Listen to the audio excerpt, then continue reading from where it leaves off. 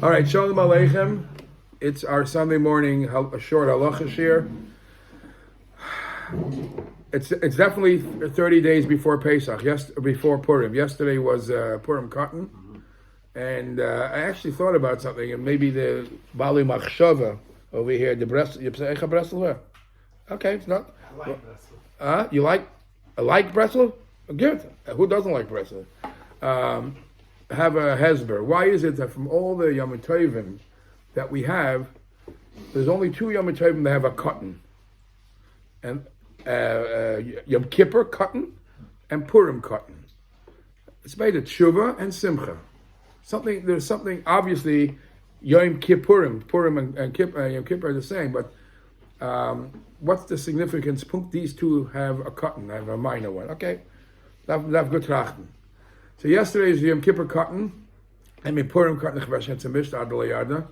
and actually I heard a Gishmak of Art yesterday that the Rebbe says that on Purim cotton the level of simcha should really be higher than Purim itself. Why? Because it says Ein Bain Ad Rishon Ad Sheni Ela Mishloach Manas Matanas Mikra Megillah. Those mitzvahs we don't do, but Adalayada doesn't say there. So this is a deeper one. Okay, so it's Shloshim Yom Lefnei Achag, and the Gemara says a machlek. The Gemara Pesachim brings a machlek between the Chachamim and Reb Shimon Gamliel. How much time does a person need to prepare for Yom Tov? Actually, the Gemara talks about the karbanis. Every Yom Tov that there's a carbon, you need to have. You have to make sure the carbon doesn't have a mum.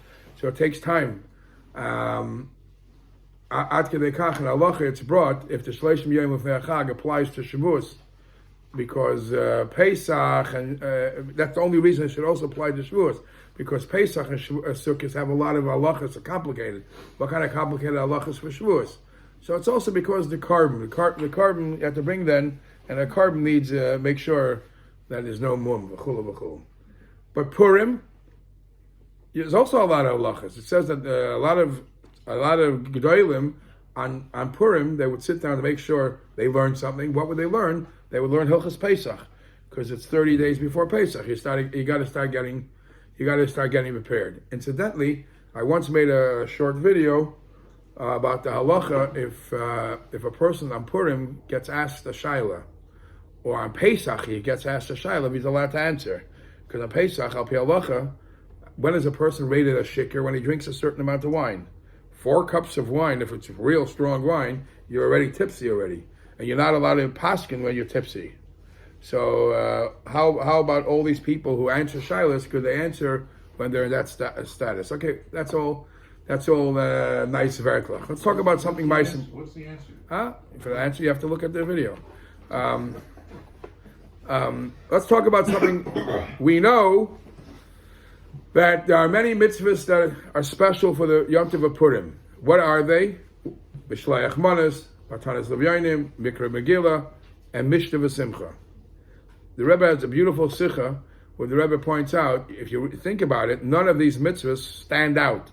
Matanas Levyanim, Noach, you give tzedakah more than just Purim. It's not Purim and tzedakah. Tzedakah you give every day. Mishlayach manas, obviously Yisrael is manas. It's a mitzvah that happens every day. What else? What singles out, and the Rebbe has a unique answer for all these things. And basically, the Rebbe says, let's take these two examples. For Matanas Levyanim Mishloach Manas, usually if somebody knocks on your door, you give them a donation, but you don't go out of your way to find somebody to give a donation. Obviously, Israel, if it's a muntzich, if it happens that you'll be nice to a person. But to go look for a person to be nice to, that's Purim. But the Rebbe in one place in Tavshem Mem Tes Sefer Svadus Chelik Beis, the Rebbe says it's interesting that all 4 of these mitzvahs begin with the letter Mem: Mikra Megillah, Matanas V'Yonim, Mishloach Manas, and Mishnah V'Simcha. And the Rebbe says, what's the significance? Says the Rebbe like this: Ki kolos inyan agolus v'agula nirmaz ba'is Mem. The whole concept of golus, exile, and redemption are all Mem. As we see, a regular mem is symbolic for Golus. A closed mem is symbolic for geula. Why? So he brings a pasuk. The pasuk says, "Choymas Yerushalayim asher heim perutzim." The walls around Yerushalayim which are busted. So asher heim, if you look in the where it's quoted, asher heim, instead of a final mem by that heim, it's a regular mem. That's during the time of Galus. It's busted. It's open. It's still open. And then we have another pasuk where it says, "Lemarbe hamisra l'shalom ein kates." Lemarbe is a word, and the mem is the second letter, and yet it's a final mem. Lemarbe, and that's talking about where there's where only good there's shalom ein kates. That's in the Megillah? No, there's a two psukim not in the Megillah, but those are psukim. So the letter mem, there is a mem that's open, and there is a mem that's closed. The Gemara says, the Medrash says that when the Eibishter created the world, the Eibishter created, one of the reasons why the Torah begins with a Beis, because Beis is open from three ways, and it's closed from three ways, and open, there's one side open. And the way the Eibishter created the world, the Eibishter basically told us, if there's ever going to come a smart aleck and say, big deal, I could also do it, big deal. You could do it. I left you at one side of the world empty. You try.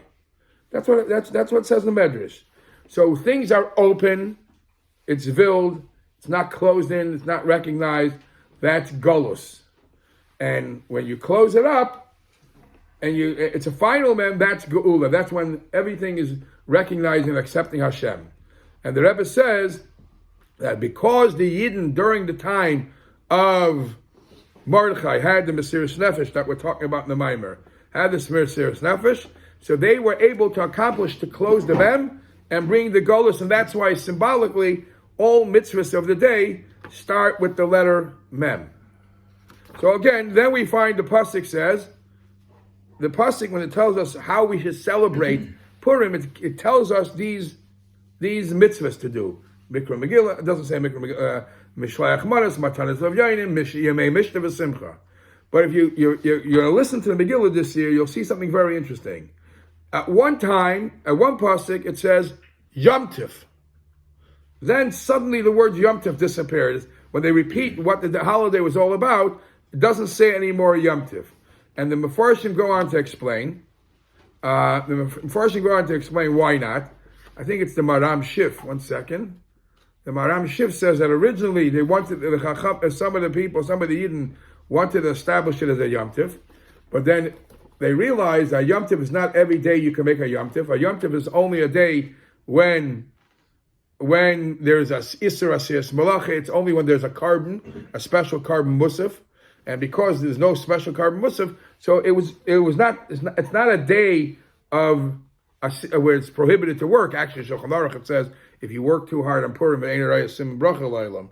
But it's not a Yom Tov like Pesach, Shavuos, and Sukkot. It became a Yom Tov only for the things that we do. Mikra Megillah, Mishlach Manas, Matanas V'Yayim.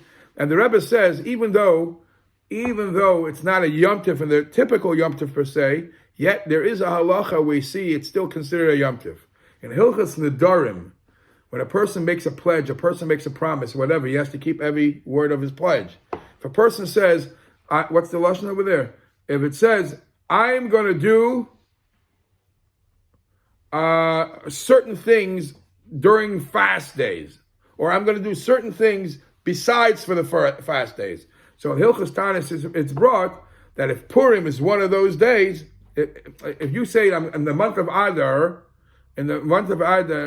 not fast days. I'm not going to do it on a Yom Tiv. Certain things I'm not going to do on a Yom Tiv. So then, because the Megillah refers at one time to Purim as a Yom Tiv, even though it's not the same Yom Tiv as the Pesach, Shavuot, Sukkot, at least L'gabe Nedarim, which Chazal tell us, Halach Achalashim B'nei Adam, the Nedarim is how you speak. Whatever people speak, you should know that from Hilchas Basa B'Chalav. How do you know Hilchas Basa B'Chalav? You remember that? How? If a person gives you $20, they get me a meat sandwich. Would you come back with schnitzel? Why not? So that's why it's meat inclusive to chicken. So in Hilchas Nedarim, it says halach lash. You won't come back with fish. You won't come back with lox, because fish and meat is not. but you might come back with chicken. So Achaloshim B'nei Adam, you follow on Hilchas Nedarim. So Yontif, even though halachically you might not have a Yontif on Purim the way Pesach, Shavuos, and Sukkot has, but definitely there is a level of Yontif that people associate as a Yontif. So he would be in the Darim he would be exempt. Okay, so I want to bring up a shaila which is discussed. The Purim Gadim. So much more stuff I want to say, but I'm running late. The Purim Gadim in Siman Tov Reish Pei Zayin has a suffix. Purim arrived. This year Purim is on Sunday. You want to be a good boy. You want to do everything is right. Is there any special order of these mitzvahs? What should be done first, second, or third? Is there any order? So he has a suffix. Mishloach manis kaidem ay matanis lavyonim kaidem. Obviously, you're waking up in the morning, you daven in the morning, and you hear the Megillah. What's next? Is there any reason for Mishloach manis to be first, or matanis lavyonim? So the Likutei Marich says an interesting fact. He says in Shulchan Aruch, when they bring the halachas of Matanas Avyanim and Mishloach Manis, somehow the Shulchan Aruch discusses Matanas Avyanim first. And the Likutei Marich says, because he wants you to fulfill Matanas, the Shulchan Aruch specifically went out of the order, as I'll soon see.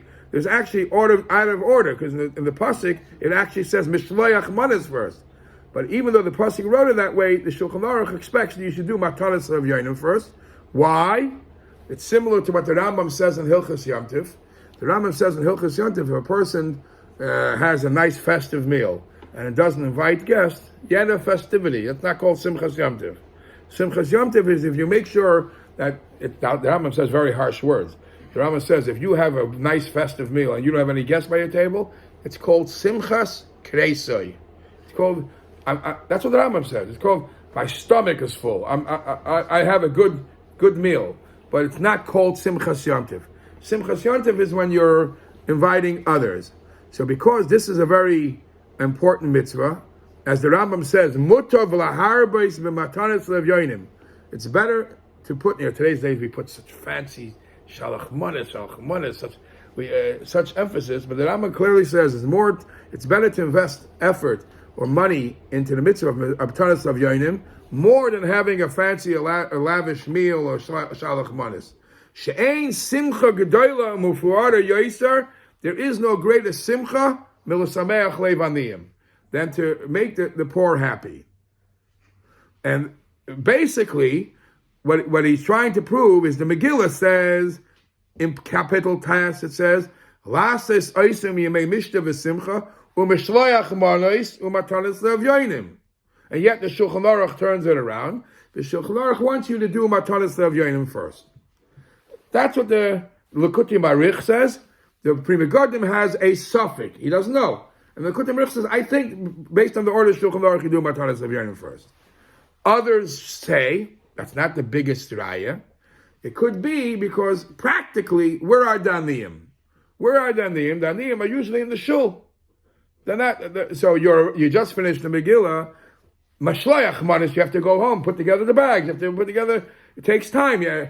And especially if you know what Mashloach Manis was meant to be, Mashloach Manis was meant to be not a fancy what we do today. Mashloach Manis was meant to help the person have what he needs for the Sudas Yontif, what he needs for the Sudah. That's not happening early morning.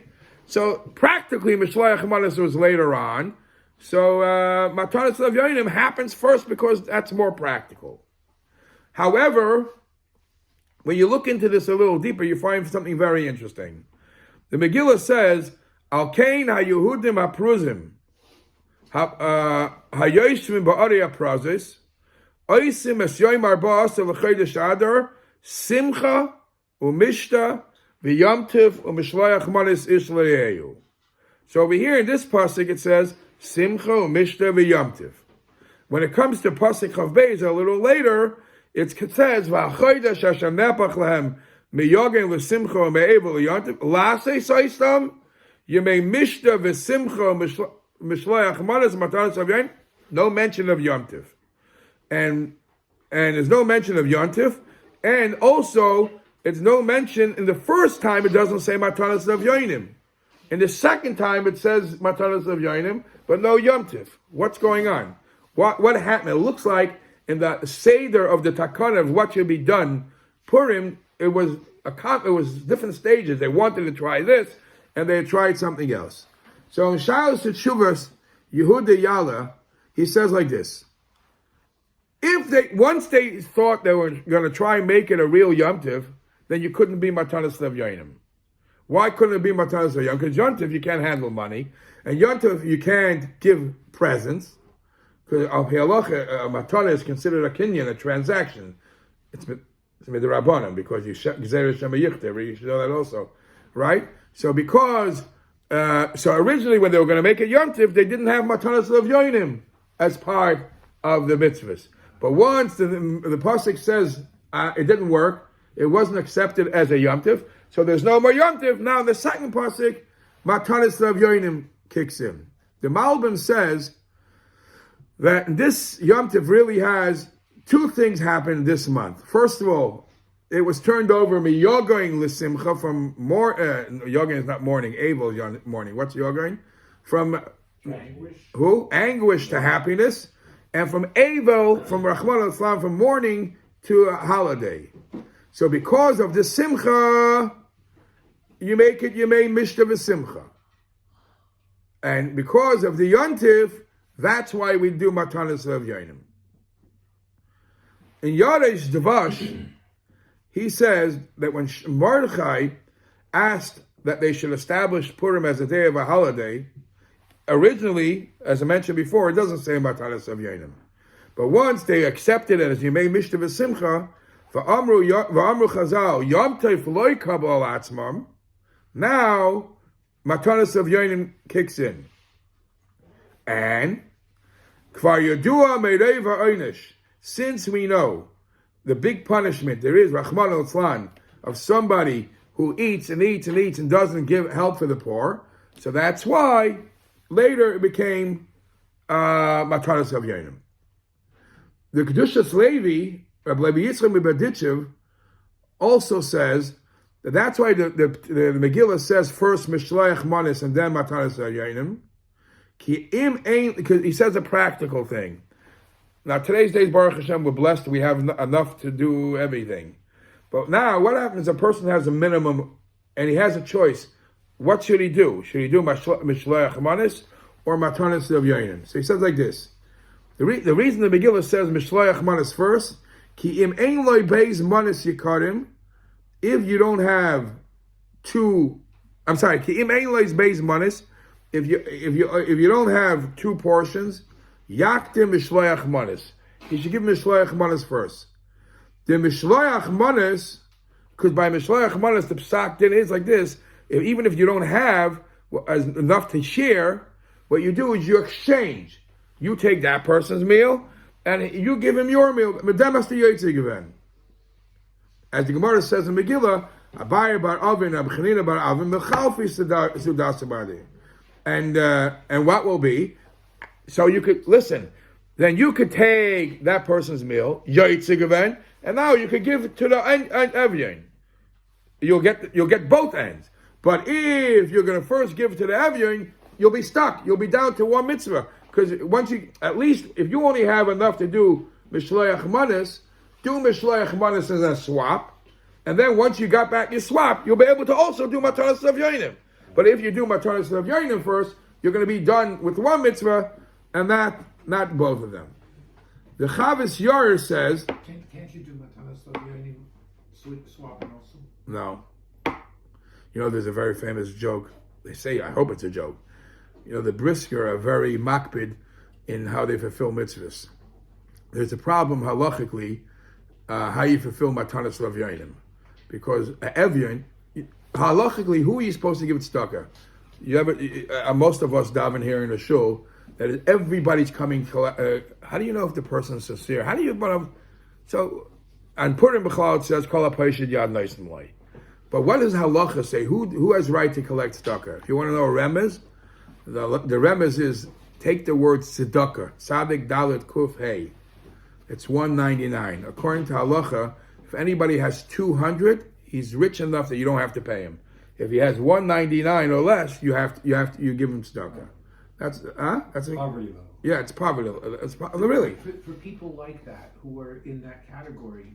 Okay, so but the problem is that in Purim it doesn't say an ani. It says matanis le'evyonim. Evyonim is real poor. So and if you really want to fulfill the mitzvah, you got to find somebody real. Which poor man doesn't have food stamps? Which poor man? I mean, you have to be real poor. So they say the famous joke that the brisker runs into you know the story. The brisker runs into to Shul Purim.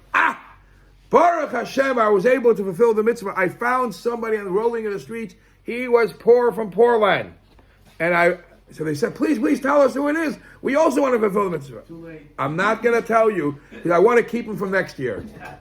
I gave him so much. He's not poor again. So last thing I want to say. So the Chavis Yor says the reason why it says that you should be makdim mishloach manas and then matanas of yoinim, because that's what the pasuk says. The pasuk says mishloach manas first,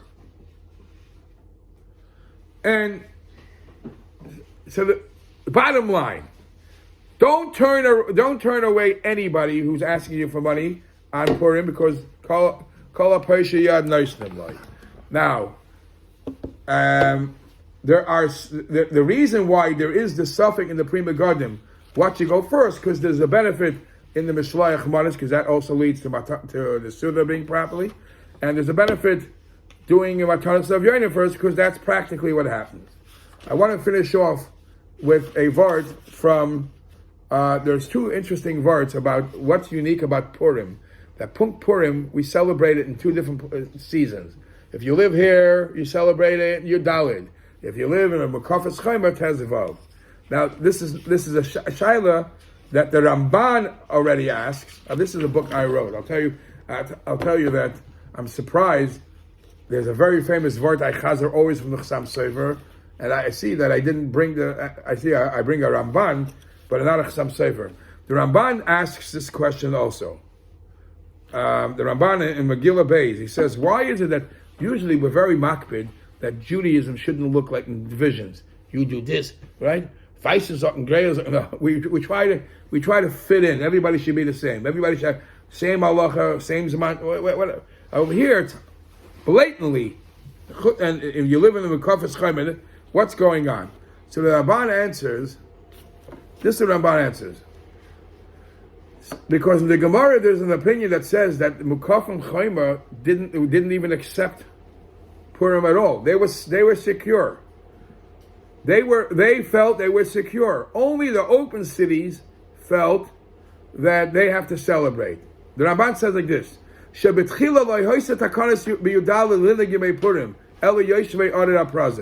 only those who were really involved in the scare, they had celebrating Purim. And that's why the pasuk says, "Al-Kaina Yehudim aprozim oisim esir marba'aser." They did it on their own. The Mukafim didn't do any Yom Tiv because they weren't in that big of a danger. But the Ramban says, once the Eibush didn't lighten their eyes and they saw what they did was right, Amad Mordechai Ubeis Dinai, Mordechai Ubeis Dinai saw that what the Prozim did is right to make a nes l'zecher deiris, v'kavu oisei al klal Yisrael. Because since the pasuk says lahashmid, so it meant klal Yisrael chmar l'tzan. V'roi lahaktim prozim u'lemukavim. Therefore, those who live in the open cities go first a day earlier. They shahoya nisam gadol, because their miracle was greater. V'sham ischil b'mitzvah. They started the mitzvah first, so they fulfill it first, and the mukafes are second coming, are later. That's the Ramban. Chassam Sofer says that the reason why we don't do the mitzvah all on the same day, because practically one of the mitzvahs is of Mishtava Simcha is Chayav L'Bsum B'Para Adei Layada. You have to drink. Imagine all Klal Yisrael drinking on one day. Who's going to be learning Torah? The world only survives on the study of Torah. I mean, you have a question. The people in Australia, but this is what he says. So they balanced it out. They balanced it out. There should always be people learning Torah. Last but not least, Haman says, Yeshnoi am echad mefuzar mefarid bein ha'amim. There is this nation that's all over, and it doesn't pay for Achashverosh to keep him around, right? What is the word Yeshnoi am echad mefuzar mefarid bein ha'amim? So Chassidus interprets it so beautiful. Yeshnoi am, there is a nation that's mefuzar and mefarid bein ha'amim, but they're still connected. Why is it that we live here in Muncie, or wherever you live, and you're every day checking the news what's going on in Israel? Why is it that the Lahavda the Goyim don't care what's going on in Afghanistan as much as we can? Because there's a echad. There's one thing that connects us. Yeshnoi am echad, which is even though we're mefuzar and mefarid bein ha'amim, makes us one, and we care about each other. And the Eibishter, who is the echad, connects us wherever we are as one people, and that's what bugged Haman. You want to be different, you want to be all over the place, good. But that you're wherever you are, you're so unified. That's what bothered Haman. And Purim is a time where we have to strengthen our achdus and do everything good for Klal Yisrael.